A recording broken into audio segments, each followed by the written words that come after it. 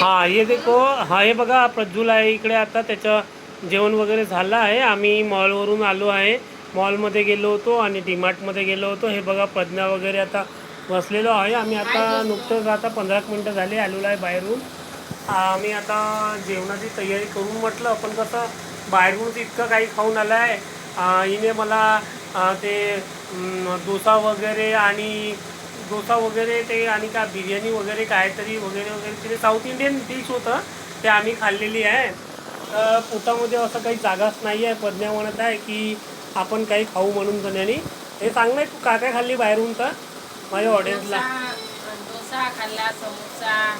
हे बघा प्रज्वल झोपासाठी लढत आहे. काय कार्टून सारखी तरी चेहरा केलेला आहे.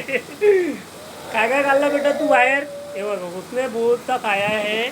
अभी हमने भी अभी देखते हैं, अभी खाना खाने की इच्छा तो नहीं हो रही है. जेवायची इच्छा नाही होत आहे, कारण की जेवण तर खूप झालं आहे. पोट तर असं भरलेलं आहे. हे बघा प्रज्वल आहे इकडे.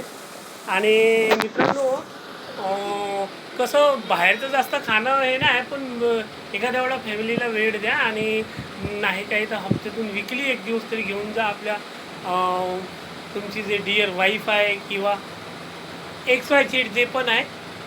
आणि बाहेरचं थोडंसं वातावरण दाखवा ही माझी इच्छा आहे.